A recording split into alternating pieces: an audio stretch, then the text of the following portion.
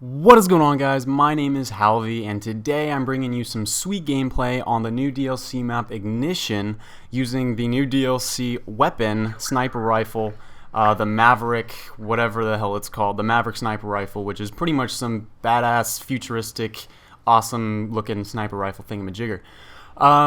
Today I wanted to not only just talk a little bit about this gameplay and how stoked I am that we have this, which is, in my opinion, one of the best maps from Modern Warfare 2.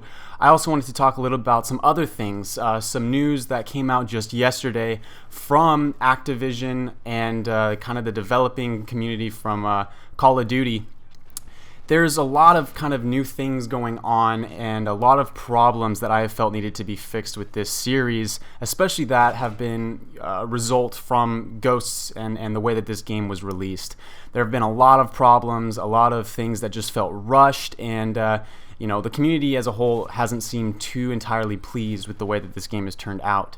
But we'll get into that in a few minutes here. The gameplay right now, like I was saying, I'm super stoked because this is a map based on Scrapyard from Modern Warfare 2.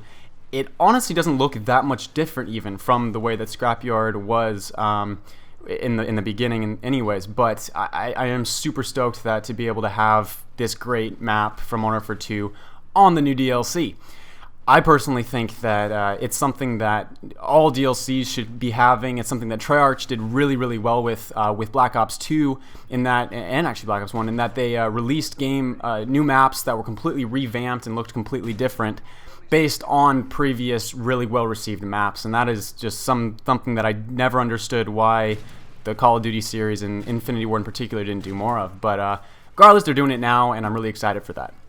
The sniper rifle, I know it's a little bit late and everything in terms of how long ago the DLC was released, but the sniper, just for a little bit of tidbits of information, it started off, it seemed apparently that it was really, really, really overpowered. This gun has a built-in, whatever you call it, now you see me, now you don't monitor is what I like to call it. That pretty much makes no sense, but essentially it's a monitor that says, oh, look, here's some bad guy, I'm going to highlight him in a bright orange glow. So, that's how it goes.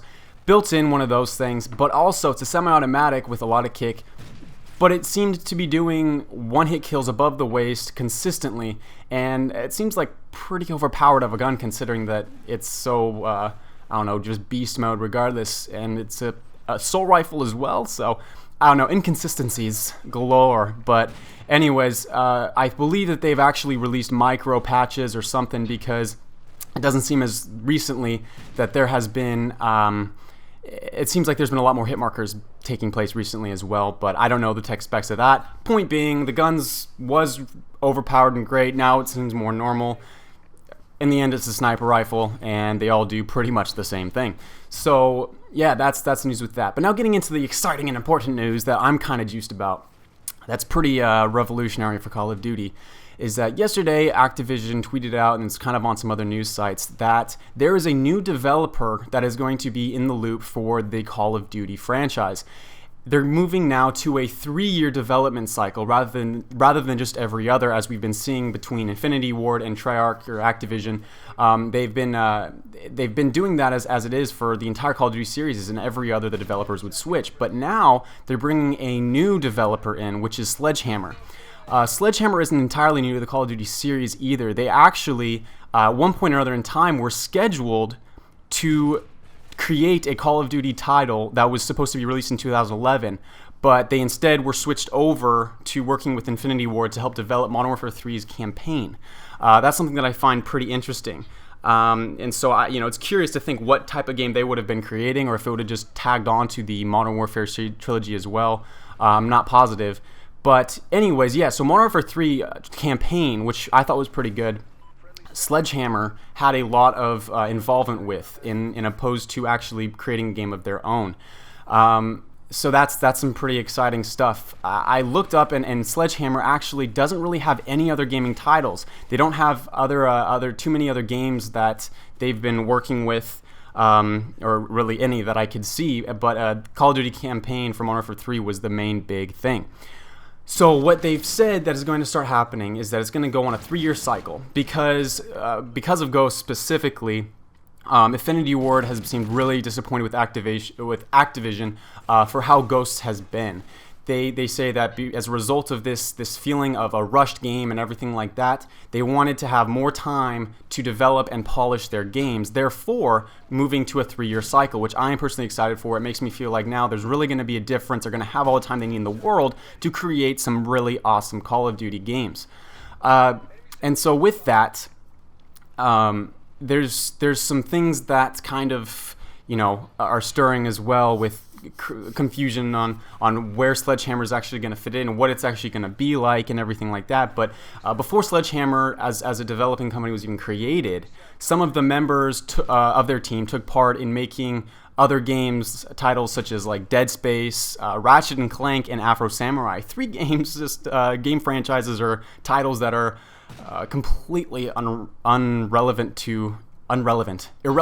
to each other, it seems. But yeah, so they have some experience, but not in any type of games that I would think would be creating Call of Duty. So I'm really excited for that. I'm really juiced to see what these games are gonna be like. The 3-year cycle can mean so many good things for Call of Duty, in the sense that they're not gonna have any more bullshit excuses for not having enough time and just pumping out a game to get out a game. And so I feel like the overall quality, hopefully the creativity and the uniqueness of the games are going to change. And now, there's definitely this feeling of Treyarch versus Infinity Ward of what their games are like. I feel that Infinity Ward has consistently had better graphics games. They've Modern Warfare 2 definitely set the standard really high for the graphics, whereas Treyarch kind of took a different, I don't know if it was necessarily a different graphical approach, but I noticed that Treyarch games, Black Ops 1, my favorite, actually had a much more kind of vivid and colorful look and feel, whereas the Infinity Ward is more of a grunge, textured feel. I guess that's the best way that I can put it. And so they have that. We know that Treyarch, so far as it's been, Treyarch has been much more community driven. They've seemed to have a lot more involvement with the community, as well as the MLG and pro gaming community. They really seem to listen, and thankfully it seems like Infinity Ward's finally starting to do that. We'll see if they continue to, but that's going to be something that we've had together. So there's definitely been a distinction between Treyarch and Infinity Ward games. You definitely can play the Call of Duty game and know which developer created it. So with that said, I'm really curious to see what Sledgehammer is able to come up with. Essentially, they're going to be a new developers on the block, in the sense in that they don't have any previous Call of Duty title that they can call necessarily their own. They have worked with the Modern Warfare 3 campaign, and so they have their experience, but it's not its own game, and multiplayer is obviously the driving force in any Call of Duty game. And so I'm really excited to see what goes on and what ends up happening. But yeah, I'll keep you up to date if anything else changes. So now you guys know some of the cool breaking news sort of information for the new Call of Duty. I hope you guys are excited, and hope you loved this amazing gameplay, 25-5 with the amazing new sniper rifle on the super new awesome map and not so new map of Scrapyard, but now something else. Anyways guys, hope you enjoyed. Stay beautiful. We'll see you guys later.